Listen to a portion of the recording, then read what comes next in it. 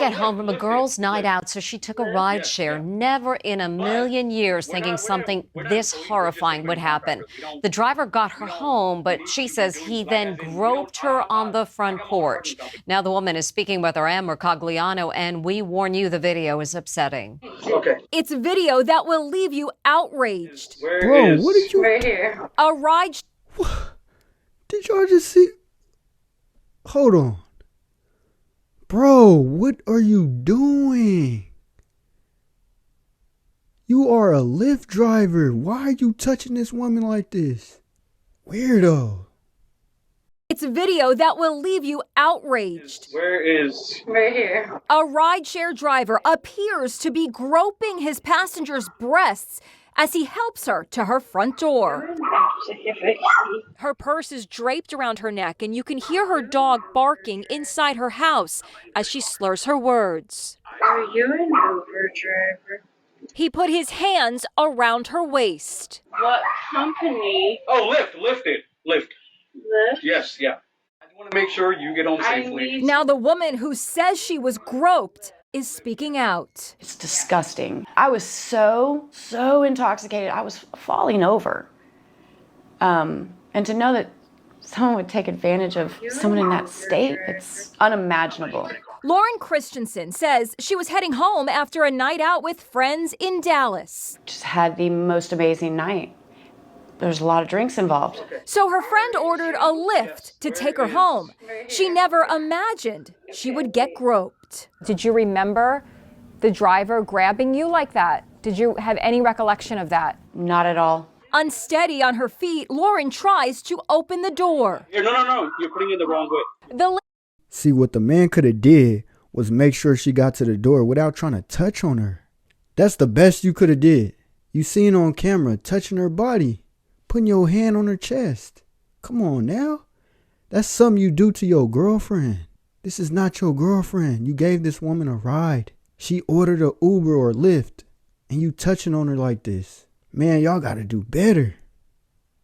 Driver didn't park his car outside of Lauren's house. He actually parked it down the street. One of Lauren's neighbors went outside to check out the suspicious car and heard the commotion on Lauren's front porch and went to see if everything was okay. Steve, I love you so.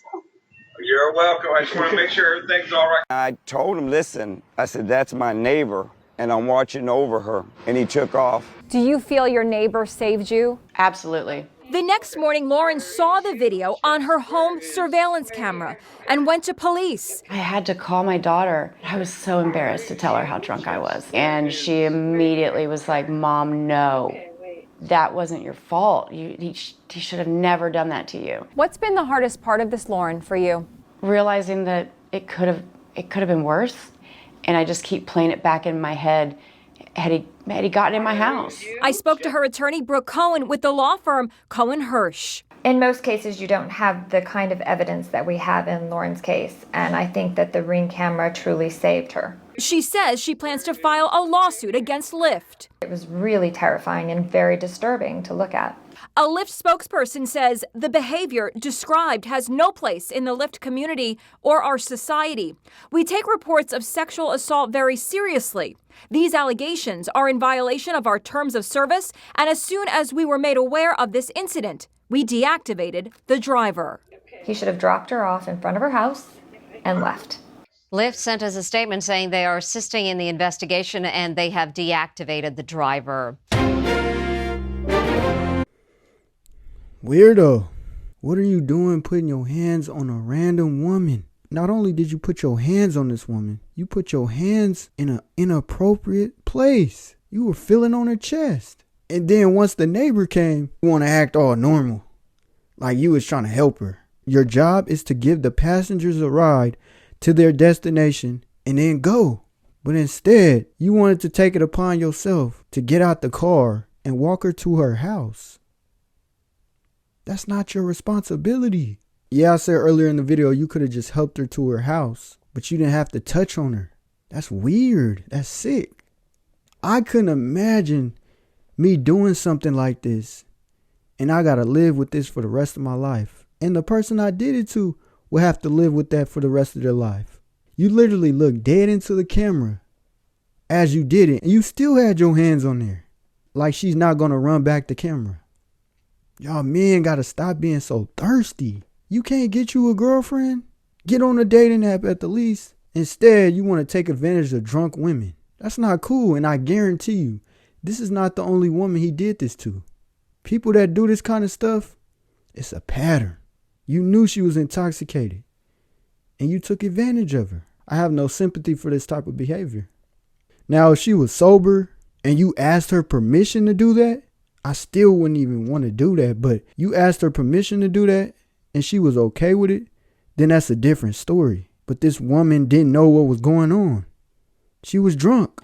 Lyft been catching a lot of slack lately. I covered another video where this woman filed a lawsuit against Lyft. The man rejected her a ride because of her size, and the woman sued Lyft. But I think the case got dropped.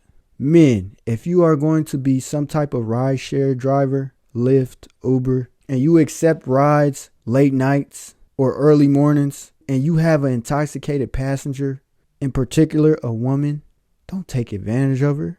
Get her to her destination and go on about your day. Don't take it upon yourself to get out the car and start touching on her. You know that's not okay. Find you a woman that you can get to know. Y'all go on some dates and potentially get in a relationship. Then you could do all that stuff to her, if she allows it, even then. But now, the original video that I'm reacting to has over 500,000 views. So your face is all over the net. So you have to make smarter decisions. Not only do I critique women that make bad decisions, it's also men I critique as well, because right is right, wrong is wrong. In this situation, this man was wrong. But let me know what y'all think in the comment section. Do y'all think this man should have just dropped this woman off and left? Or do y'all think, no, he did the right thing by helping her out to her door? But that's all I got for you guys. And make sure y'all subscribe to the channel. And until next time, I'm gone. Peace.